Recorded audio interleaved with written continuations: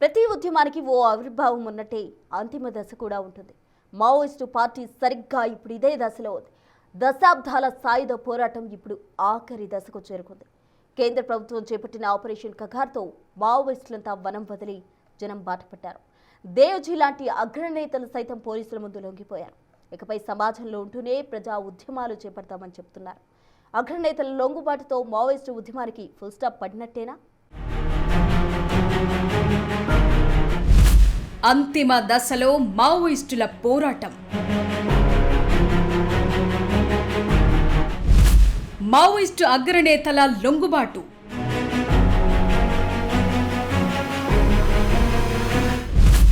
దశాబ్దాల ఉద్యమానికి full stop పడినట్లేనా?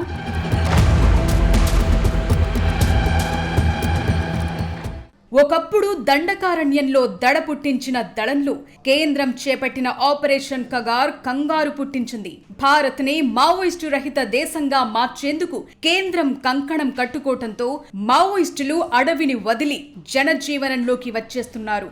Maoist ఉద్యమం ఇప్పుడు ఒక చారిత్రక మలుపులో ఉంది. దశాబ్దాల పాటు దండకారణ్యాన్ని అడ్డాగా చేసుకుని సాగిన సాయుధ పోరాటం ఇప్పుడు అనేక సవాళ్లను ఎదుర్కొంటోంది. ఆపరేషన్ కగార్ సెంట్రల్ స్టేట్ కమిటీలోని అగ్రనేతల లొంగుబాటుతో ఉద్యమం ఎగ్జిట్ ఫేజ్ లోకొచ్చిందనే చర్చ మొదలైంది. భారతదేశ అంతర్గత భద్రతకు అతి పెద్ద సవాల్గా కనిపించిన మావోయిస్టు ఉద్యమం మొన్నటిదాకా ఉనికి కాపాడుకునేందుకు పోరాడింది. కానీ మావోయిస్టులంతా ఆయుధాలు వదిలి జనంలోకొచ్చే పరిస్థితులు వచ్చాయంటే ఖచ్చితంగా మావోయిస్టు ఉద్యమం ఆఖరి దశకు చేరుకుందనే విషయం క్లియర్ గా అర్థమవుతోంది.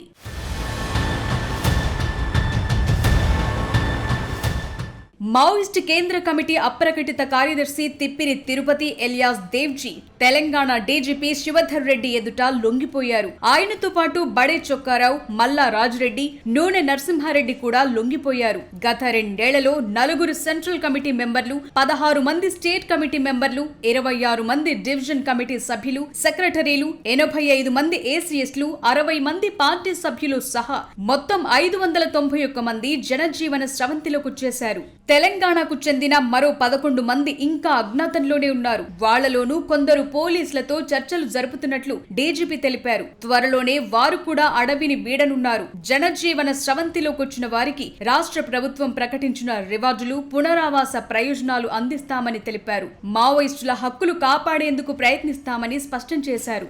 ఎస్సీఎంలు 26 మంది, డివిజనల్ కమిటీ సభ్యులు అండ్ సెక్రటరీలు 26 మంది, అట్లా ఏసీఎంలు ఏసీఎస్లు 85 మంది, పార్టీ మెంబర్స్ 460 మంది, మొత్తం 591 మంది లాస్ట్ 2 yearsలో వాళ్ళు బయటకు వచ్చినారు. తెలంగాణకు సంబంధించినంత వరకు మనకు 11 మంది తెలంగాణలో పుట్టి పెరిగిన 11 మంది ఇంకా అజ్ఞాతంలో ఉన్నారు. వాళ్ళు కొంతమంది ఆల్రెడీ మాకు టచ్లోకి వచ్చినారు. వాళ్ళు కూడా పిలుస్తున్నాం, తొందరగా బయటకు రమ్మని చెప్పి. రాష్ట్ర ముఖ్యమంత్రి, గౌరవ ముఖ్యమంత్రి రేవంత్ రెడ్డి గారు ఇచ్చినటువంటి సందేశాన్ని మరొకసారి పునరుద్ఘాటిస్తున్నాను. యూజీలో ఉన్నటువంటి వాళ్ళు, తెలంగాణకు సంబంధించిన వాళ్ళు తొందరగా బయటకు వచ్చి ఈ ప్రధాన స్రవంతిలో, ప్రధాన జనవాహినిలో కలవాలని చెప్పి మరొకసారి పిలుపునిస్తున్నాను. తెలంగాణ కోసం అని చెప్పి కాన్స్టిట్యూషనల్ మీన్స్లో, లీగల్ మీన్స్లో పనిచేయాలని చెప్పి వాళ్ళని కోరుతున్నాను.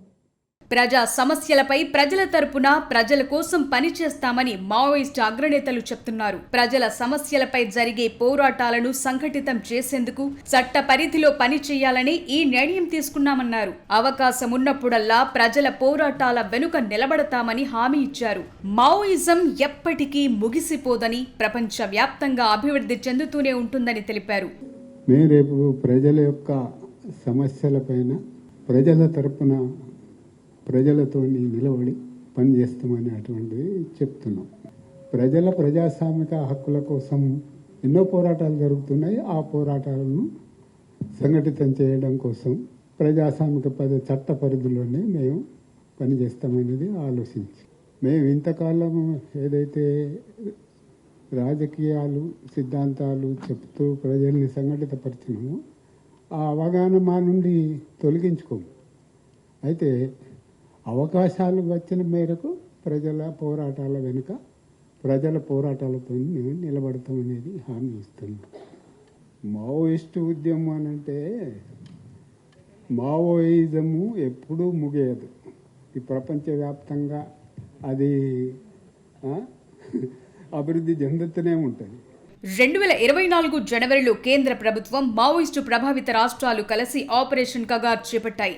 అప్పటి నుంచే మావోయిస్టులకు కౌంట్ డౌన్ మొదలైపోయింది. వరుస ఎన్కౌంటర్లతో కోలుకోలేనంతగా ఎదురు దెబ్బలు తగిలాయి. వందలాది మంది మావోయిస్టులు ఎన్కౌంటర్లలో చనిపోయారు. మావోయిస్టు పార్టీకి ఇది పెద్ద ఎదురు దెబ్బ. అడవుల్లో పోలీసులకు మావోయిస్టులకు ఎదురు కాల్పులు కొత్తేమీ కాదు. కానీ ఆపరేషన్ కగార్ మొదలయ్యాక అడవిలో మావోయిస్టులకు పట్టు తప్పింది. క్రమంగా దళాలు బలహీనపడ్డాయి. ఎన్నడూ లేని విధంగా భద్రతా బలగాలు అడవుల్లోకి చొచ్చుకెళ్లటం, అటవీ గ్రామాల్లోనే బేస్ క్యాంపులు ఏర్పాటు చేయడంతో మావోయిస్టుల సురక్షిత ప్రాంతాలు దెబ్బతిన్నాయి. డ్రోన్లు, శాటిలైట్ ఇమేజరీ, ఆధునిక నిఘా పరికరాలు మావోయిస్టుల గెరిల్లా యుద్ధ తంత్రాన్ని బలపరిచాయి. ఫలితంగా గడచిన కొన్ని నెలల్లో దండకారణ్యంలో మొత్తం సీనే మారిపోయింది. దశాబ్దాల పాటు అజ్ఞాతంలో ఉన్న దేవ్జీ లాంటి అగ్రనేతలు సైతం పోలీసుల ముందు లొంగిపోవటంతో మావోయిస్టు ఉద్యమం ఇక చరిత్రగానే మిగిలిపోతుందనే సంకేతాలు కనిపిస్తున్నాయి. అనుభవమున్న నాయకులు వృద్ధాప్యం, అనారోగ్యం, సిద్ధాంతపరమైన విభేదాలతో బయటకు రావటం వల్ల ద్వితీయ శ్రేణి నాయకత్వం లోపించింది. దాంతో వనం కంటే జనంలోకి వెళ్లటమే సురక్షితమని భావిస్తున్నారు.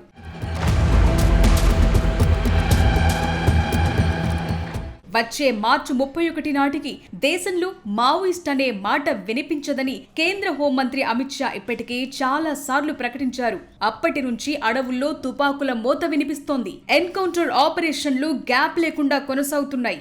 గడచిన దశాబ్ద కాలంలో దాదాపు 1000 మంది మావోయిస్టులు ఎన్కౌంటర్లలో చనిపోయారు. వీరిలో మావోయిస్టు అగ్రనేతలు కూడా ఉన్నారు. బీజాపూర్, బస్తర్, కాంకేర్, దంతేవాడ, సుక్మా ఇలా అన్ని ఏరియాల్లో మావోయిస్టులకు గట్టి ఎదురు దెబ్బలు తగిలాయి. 10 ఏళ్ల కిందటి వరకు కూడా పోలీసులు దండకారణ్యంలో అడుగు పెట్టాలంటే ప్రాణాలపై ఆశలు వదులుకోవాల్సి వచ్చేది. కానీ ఆపరేషన్ కగార్తో ఉక్కుపాదం మోపటంతో మావోయిస్టుల ఉనికికే ప్రమాదం ఏర్పడింది. అడవిలో అన్నల యుద్ధం ముగిసే స్థితికొచ్చింది.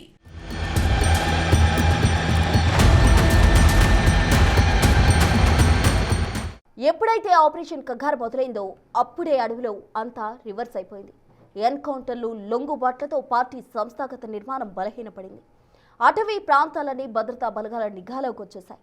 ఇది మావోయిస్టుల ఆధిపత్యాన్ని సవాల్ చేసింది. సిద్ధాంతపరమైన సంక్షోభం కూడా నాయకత్వం, సభ్యుల సంఖ్య తగ్గిపోయేందుకు కారణమైంది. దాంతో పార్టీ లక్ష్యాలు, ఆశయాలను సాధించే సామర్థ్యంపై అనేక ప్రశ్నలు తలెత్తుతున్నాయి. ఈ పరిస్థితుల్లోనూ మావోయిస్టు పార్టీని నడిపే నేతలున్నారా? లేక అమిత్ షా చెప్పినట్టు మార్చి 31 నాటికి అడవి ఖాళీ అవుతుందా?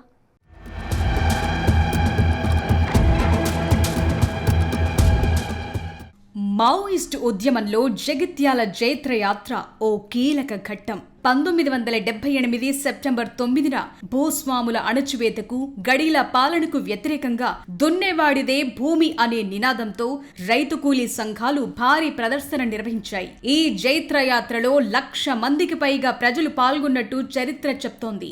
ఇదే తెలంగాణలో పౌర హక్కుల ఉద్యమానికి, విప్లవ పోరాటాలకు గట్టి పునాది వేసింది. జైత్రయాత్ర తరువాత అప్పటి ప్రభుత్వం కరీంనగర్, ఆదిలాబాద్ జిల్లాలను అల్లకల్లోల ప్రాంతాలుగా ప్రకటించింది.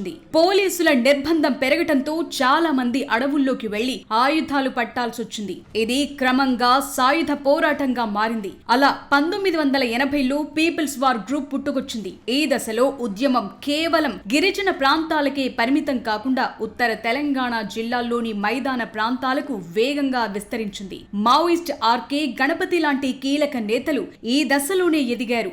అలా విద్యార్థులు, సామాన్య రైతులు, కూలీల మద్దతు ఉద్యమానికి దొరికింది.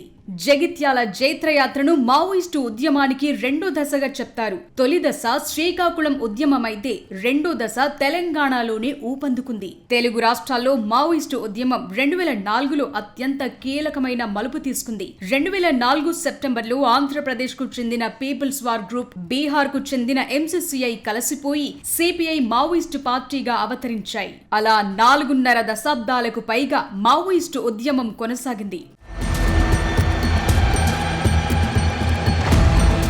ఒకప్పుడు మావోయిస్టు పార్టీకి వెన్నెముకగా ఉన్న తెలుగు నాయకత్వం ఇప్పుడు దాదాపుగా తుడిచిపెట్టుకుపోయింది. గతేడాది నంబాల కేశవరావు ఎన్కౌంటర్లో చనిపోయారు. ఇప్పుడు తిప్పిరి తిరుపతి ఎలియాస్ దేవ్జీ లాంటి అగ్రనేతలు కూడా పోలీసుల ముందు లొంగిపోయారు. ఇది పార్టీకి పెద్ద దెబ్బ. ప్రస్తుతం పొలిట్ బ్యూరోలో కొందరు నేతలు మాత్రమే చురుగ్గా ఉన్నట్లు తెలుస్తోంది. వాళ్లు కూడా లొంగిపోతారనే ప్రచారం జరుగుతోంది. గణపతి లాంటి పాత తరం నేతలున్నా వాళ్లు అంత యాక్టివ్ గా లేరు. దాంతో మావోయిస్టు పార్టీ ఇకపై కొనసాగే అవకాశాలు దాదాపుగా లేవనే వాదన వినిపిస్తోంది. ఆపరేషన్ కగార్ కేవలం ఎన్కౌంటర్లకే పరిమితం కాలేదు. వ్యూహాత్మకంగా మావోయిస్టులను ఉక్కిరి బిక్కిరి చేసింది. మావోయిస్టుల అభయారణ్యాలుగా ఉన్న ప్రాంతాల్లో 250కి పైగా కొత్త భద్రతా బలగాల క్యాంపులను ఏర్పాటు చేశారు. దీనివల్ల మావోయిస్టుల కదలికలు పూర్తిగా కంట్రోల్లోకి వచ్చేశాయి. అత్యాధునిక డ్రోన్ టెక్నాలజీతో అడవిని జల్లెడ పట్టడం వల్ల మావోయిస్టులకు ఆశ్రయం కరువైంది. దాంతో అడవిలో ఉండి ఉద్యమం చేయటం కంటే జనంలో ఉంటూ ప్రజా ఉద్యమాలు చేయటం మంచిదనే ఆలోచనకు మావోయిస్టులొచ్చారు. అందుకే అగ్రనేతలతో సహా అంతా లొంగిపోయారు.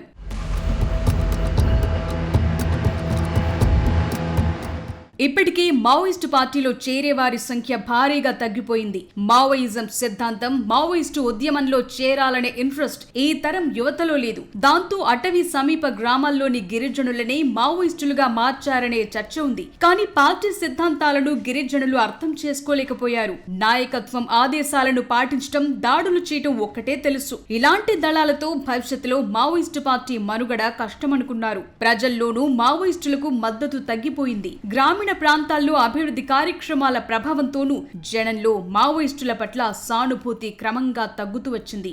మావోయిస్టుల విషయంలో కేంద్రం కూడా చాలా క్లియర్ గా ఉంది. ఇంకెప్పటికీ కోలుకోలేని విధంగా ఉద్యమాన్ని అణచివేయాలని డిసైడ్ అయ్యింది. మావోయిస్టు పార్టీ అత్యంత బలహీనంగా ఉన్నప్పుడే ఉక్కుపాదం మోపాలని నిర్ణయించుకుంది. ఆ దిశగానే అడుగులు వేసింది. అలా మావోయిస్టు అగ్రనేతల లొంగుబాటుతో తెలంగాణలో మిగిలింది మరో 11 మంది అగ్రనేతలు మాత్రమే. ఆపరేషన్ కగార్ ఎఫెక్ట్తో మావోయిస్టులు ప్రభుత్వంపై ఎదురుదాడి చేసే సామర్థ్యాన్ని కోల్పోయారు.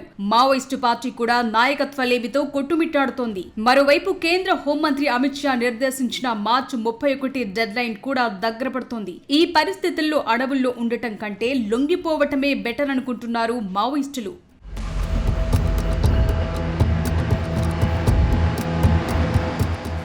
ఏ ఉద్యమమైనా ప్రజల మద్దతు ఉన్నంత కాలమే బతుకుతుంది. మావోయిస్టులు ఎదుర్కొంటున్న ఆపరేషన్ కగార్ ఒత్తిడి ఒక్కటే కాదు, సామాజిక మార్పుల వల్ల వస్తున్న ఒత్తిడి. తుపాకీ చేపట్టిన చేతులు ఇప్పుడు సామ్రాజ్య పద్ధతిలో గళమెత్తాలని నిర్ణయించుకోవటం ఒక రకంగా సమాజానికి సానుకూల పరిణామమనే చెప్పాలి. లొంగిపోయిన మావోయిస్టు అగ్రనేతలంతా ఇకపై సామాజిక సమస్యలపై ప్రజల్లో ఉంటూ పోరాడనున్నారు. ఇది కొత్త ఉద్యమాలకు దారితీసే అవకాశముందనే చర్చ జరుగుతోంది.